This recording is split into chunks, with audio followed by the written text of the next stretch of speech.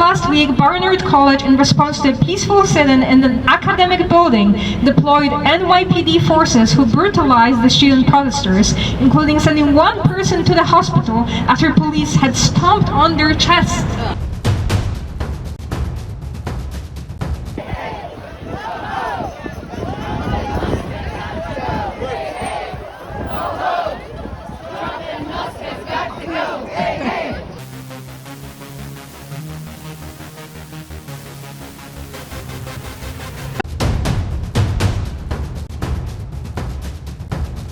Hello, my name is Stanley Heller. Welcome to the Struggle Video News.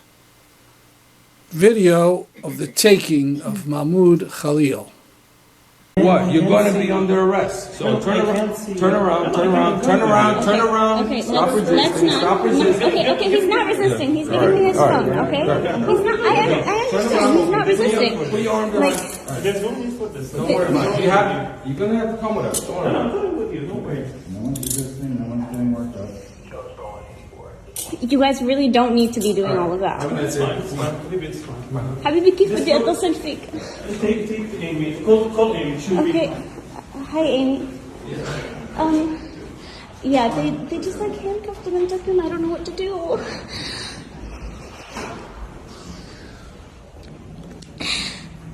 Okay.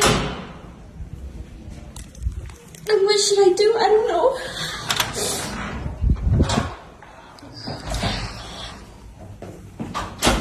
Nor.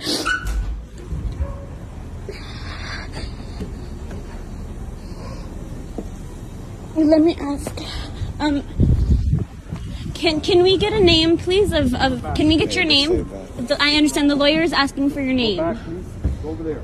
No, we don't give our name. The lawyer's asking for your name. He's saying they don't give their names. Oh, yeah, that's right. They'll be taken to immigration custody at 26 Federal Plaza. I'm sorry, can you repeat that? They'll be taken to immigration custody at 26 Federal Plaza. She said they're taking him to 26 Federal Plaza.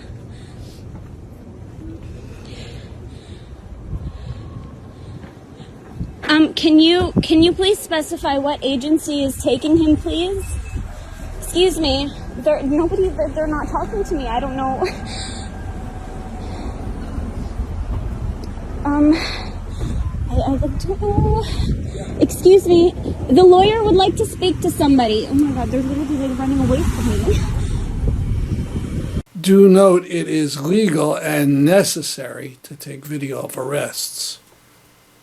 We start with a rally in Hartford, Connecticut, which was organized weeks ago, but then focused on the abduction of Mahmoud Khalil.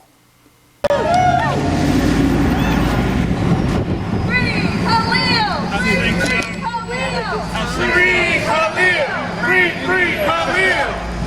Would that be better? Free Khalil! Free Khalil! Free Khalil! Free Khalil! Free Khalil! Free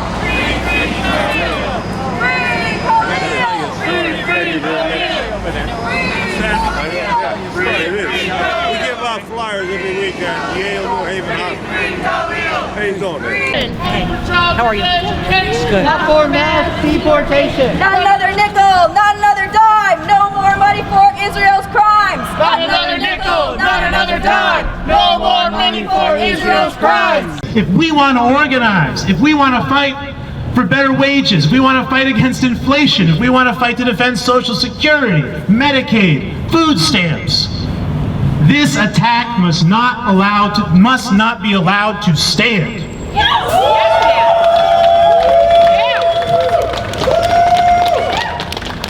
One other place, before I'm done here, one other place you can see how the struggle is international.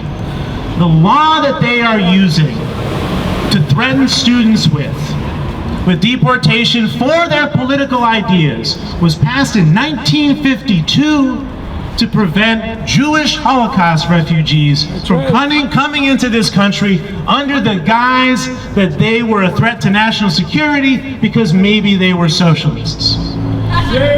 If you think for a moment this is about defending Jewish people, you've got your head on wrong.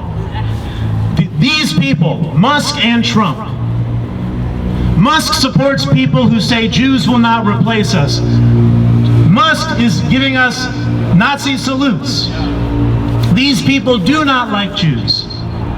They want Jews like myself to shut up and get in the barricades for them, to kill for them and die for them. That's all they care about us. And use us as a pretext to oppress other people. They are not the allies of Jewish people. The best ally the Jewish people have today is the Palestinians.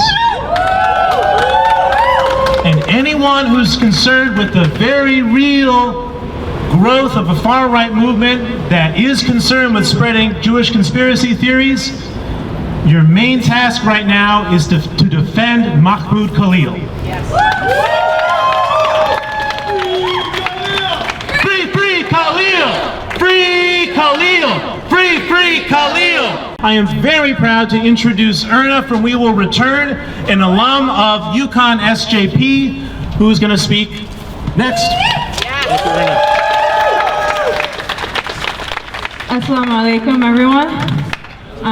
As we stand here waiting the release of Mahmoud Khalil from the shackles of the genocidal empire, we must not waver in our fight for justice against this repressive dictatorship that has plagued our population and continues to intimidate us. And we will not be intimidated. Colombia's complicity in genocide and destruction of their students' livelihoods and freedom mirrors the genocidal University of Connecticut as well. UConn has been terrorizing Palestinian and Muslim students and our groups for ages with the support of the state. Shutting down our events and speakers, ignoring our demands for divestment from a multi-million-dollar investments in genocide, and arresting our students because they dare to speak out and protest against children and families being murdered. Ada, who organized the February 24th demonstrations at Wesleyan, UMass, and throughout the Northeast. And I think, yeah, it's quite an example, and I'm looking forward to hearing her remarks. Thank you. Thank you so much. I used to shy away from public speaking, working better behind the curtains. That's what us international students tend to do. I've heard from so many of my friends, I can make a poster but not organize. I can organize but not come to the protest. I can come to the protest but I cannot speak. I'm scared, I probably shouldn't get too involved. I've been working my back off behind those curtains, putting together the 224 coalition of 15 universities for one unified protest. With so many diverse institutions, organizations, and individuals that to most it seemed like a pipe dream. Not everything turned out perfect, but we students made it happen. Yes. When I watched the protest at Wesleyan unfold in front of me, I was overtaken with pride for what we've managed to accomplish when standing together. But I also knew that for all the activists that I've interacted with, there were hundreds more people outside of our circle who had no idea I had anything to do with this, because I too had a fear of repercussions that were yet to come. Now more than ever, we seem to have a reason to be afraid, a reason for anonymity. We learned how the FBI has been involved at the Yale's encampment in tracking students' social media accounts, using aerial drones, installing security cameras, and searching a student's apartment. The Maudoran encampment this February was forced to shut down after less than a week by its hostile university administration, with 8 students still facing suspension. Just last week, Barnard College, in response to a peaceful sit-in in an academic building, deployed NYPD forces who brutalized the student protesters, including sending one person to the hospital after police had stomped on their chest. Shame! Shame! Criminal. A Democratic state senator, Matthew Lesser, is trying to push for a bill in the CT General Assembly, SB 980, that in the guise of extra bias training and reporting will bring police to every campus in the state. It will make all of us, but especially the most vulnerable of us, like the immigrant and BIPOC community, less safe, targeting pro-Palestinian activists for the so-called anti-Semitism and suppressing academic freedom and speech. Trump's January executive order and fact sheet gave government agencies 60 days for producing reports on complaints involving anti-Semitism on college campuses and requested universities to monitor and report on their own international students and staff for possible deportation, aiming to deport everyone who joined pro-Palestinian protests. We cannot rely on our universities to keep us safe. We cannot rely on this government and elected officials, and we sure as fuck cannot rely on public safety and police. Mahmoud Khalil has been putting himself out there, day in, day out, serving as a lead negotiator during the encampment at Columbia last spring, appearing in media interviews and press conferences, opposing the Israeli genocide and Columbia's complicity in it. He was abducted and detained from his university housing in front of his pregnant wife without a warrant, without due process, on a green card, after Columbia had advised their staff not to interfere with ICE. Free Khalil!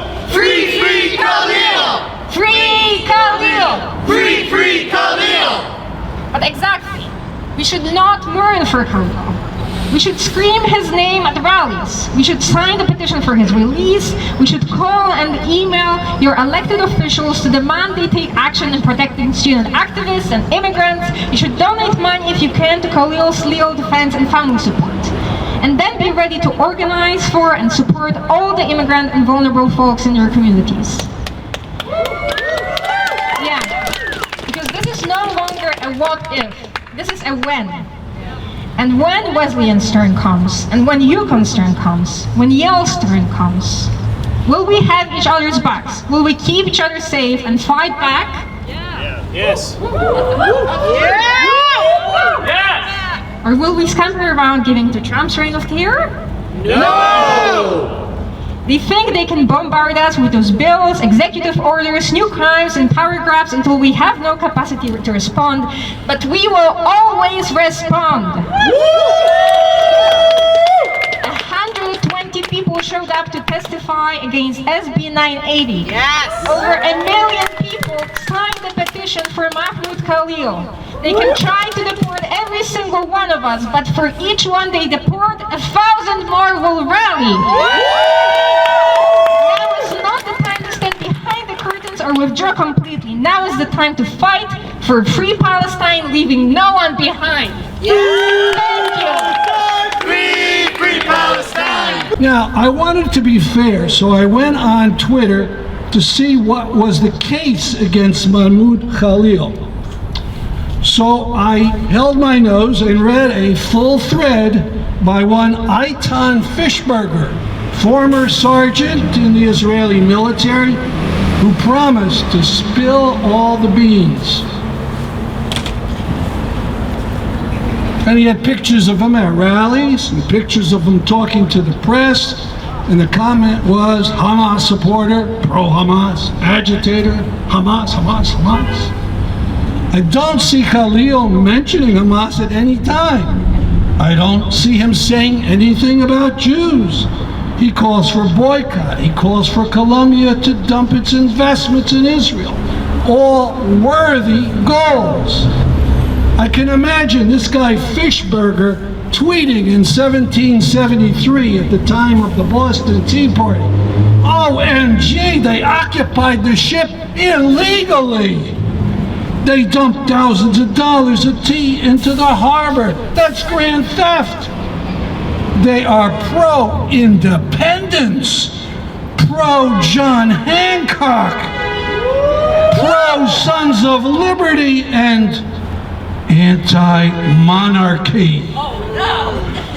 So glad they arrested that agitator, Sam Adams. My name's Audra. I am an associate professor of philosophy at Central Connecticut State University and also a proud member of CSU AUP and Connecticut Labor for Palestine. And you can tell I'm old school because I got paper instead of my phone. So today we gather not just in solidarity with Palestine, but in defense of our fundamental rights as students, as faculty, as union members, and as human beings. We are here to condemn the warrantless arrest and abduction of Mahmoud Khalil and the dangerous precedent sets for all of us who dare to speak truth to power. Mahmoud Khalil, a green card holder and a vocal advocate for Palestinian liberation, was abducted by federal agents and now faces possible deportation. His crime? Speaking out against injustice, organizing for freedom, and demanding accountability. This is not just an attack on Mahmoud, it is an attack on the First Amendment, on academic freedom, and on the very principles of democracy that this country loves to claim to uphold. Let's be clear, this is not an isolated incident. It is part of a broader pattern of oppression that echoes the darkest chapters of US history. The McCarthy era and the Red Scare sought to silence dissent by branding activists as, quote, threats to national security. Today we see the same tactics being used to target those who stand with Palestine. And the message seems clear, right? Those who stand out and speak out against Israel's apartheid regime, those who challenge US imperialism, those who demand justice for the oppressed, you will be punished. This is designed to instill fear in all of us. But let's talk about who this us really is. Did you know that nearly 11.5 million people in the United States are legal permanent residents? They hold green cards. Another 1.9 million people in the US have temporary visas. So we're talking 13.5 million people, at least, who have to now live in fear that a single social media post, a single rally, a single act of solidarity will mean arrest, detention, and deportation. Woo-hoo! So we have Seth Freeman of the Four Cs, President of the Four Cs, come on up. Thank you, Dan. Thank you, Dan. Brothers and sisters, I'm so happy to be here, out here with you today, standing in solidarity. So, hello everyone, my name is Seth Freeman. I'm a professor right down the street at Capital Community College. And current president of 4C's SIU Local 1973. So let me just start by saying today that my statement today is my own statement, not on behalf of our union, although I'm proud that our union, 4C, was one of our labor unions in the state that called for a ceasefire early in this conflict. But the words today will be, just my own. So today we stand here together with people of conscience from all across the country to call for an end to U.S. aid to Israel. Today we stand with the global community calling for an end to Israeli occupation of Palestine and an end to the Israeli apartheid state. I heard that power concede nothing without a demand. It never did and it never will. We are the people and our demand shall be heard.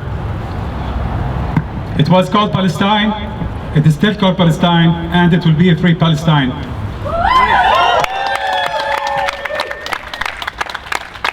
I don't know how they can weaponize a statement like, from the river to the sea, Palestine will be free. For me, it means when you come to a liberated Palestine, you will see the most hospitable people living free in their country, not imprisoned in their own lands. This is what it means. How can this statement hurt anyone? This is what we're fighting for. Long live Palestine! Because every single movement of the Palestinian movement, every single move it makes, is a test of the shackles of imperialism, but also capitalism. Because our global hegemon right here at home, and the other competing imperial powers that like to fight with it, they will support Israel as long as it's beneficial to their bottom line. And the struggle to free Palestine is a struggle against all of the oppressions that exist in our society. Palestine has become the testing ground for all of the repression that we face as people. Much like Frantz Fanon talks about, and Amy Césaire and others, the methods of repression in the colonial world, they come home. And so that, beyond just the fact that, like Audra, I believe, said, it is human to do so, or Stan maybe, who said that. These are the reasons why the fight for Palestine is the fight of all working people across the world. And it is our duty to be out here and fight for them. And so I'm going to leave it there. I'm going to say, free, free Palestine! Free, free Palestine! Free, free Palestine! Free, free Palestine! From the river to the sea! From the river to the sea! Palestine will be free! Palestine will be free! Thank you.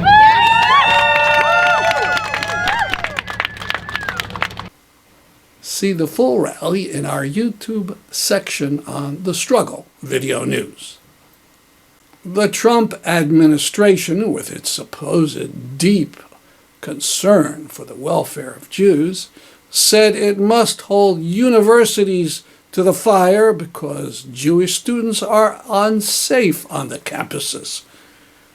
That reminds us of a video from last May about someone who said he felt unsafe during an encampment. The tweet reads, "This is an Israeli naval officer who participated in the atrocities in Gaza and who later went on Fox News and said he was truly afraid to walk on campus due to protesting students. This time he walks into the middle of the MIT encampment and starts screaming for police to save him because he feels unsafe, while the students ignore him."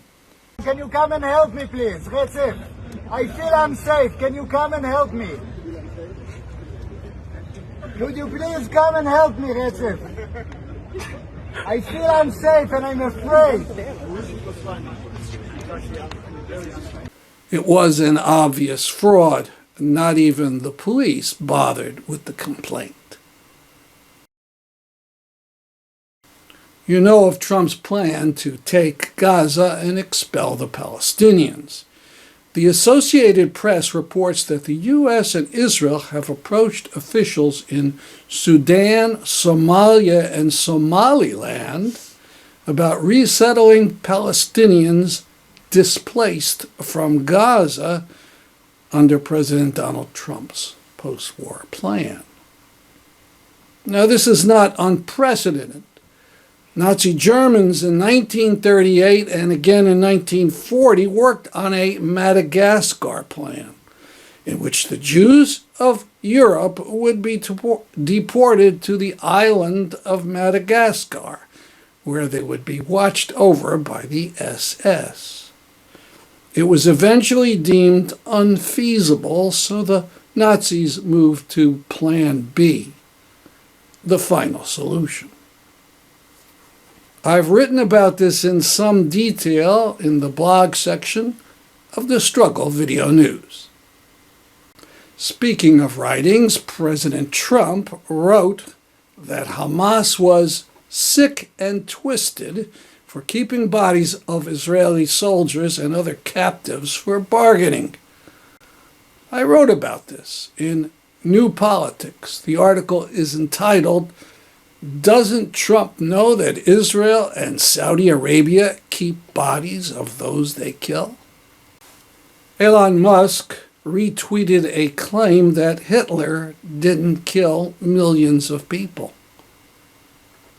The original post said public workers killed the millions of Jews and others, as if public workers controlled the German Reich. This is no doubt one of Herr Musk's sick jokes. He was properly denounced by Lee Saunders of AFSCME, the largest public workers union.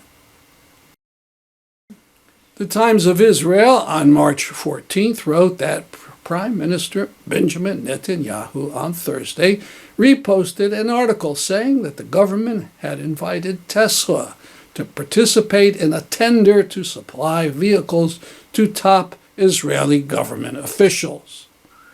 The article about this said it was all a PR stunt to impress Musk and Trump. Once again, Netanyahu, the supposed defender of Jews, shows who he really defends.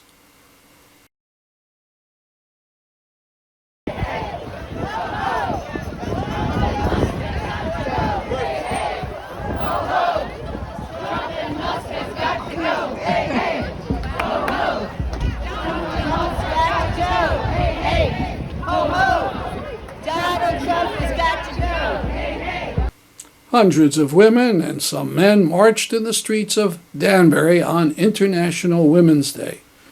The president's name was frequently mocked, as was that of Elon Musk. A big issue was the attack on democracy, with one sign calling for an end of the coup. Del Sesto, I am the co-founder of We Are Women Rising. My partner, Rain Palladino, was the spark that ignited this event, and I am truly grateful for that.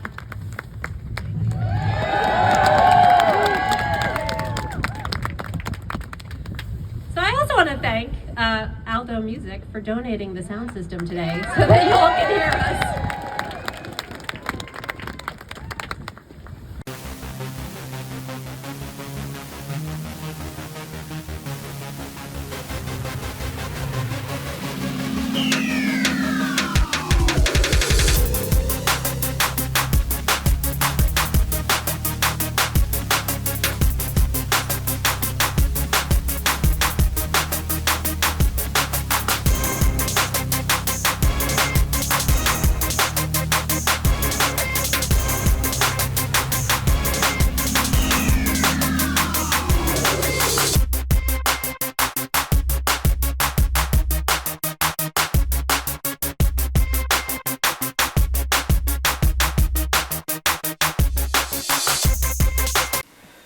And if you see this video on the weekend of March 15th, 2025, a rally in New Haven to defend Mahmoud, Khalil, and all students. And this call by Promoting Enduring Peace to write in support of a bill in Connecticut to ban the gas-powered leaf blowers which fill the air with global warming gases and harm the lungs and ears of the workers who use those infernal devices. That's our program for today. See you next week at this time. I'm Stanley Heller. Thanks for watching.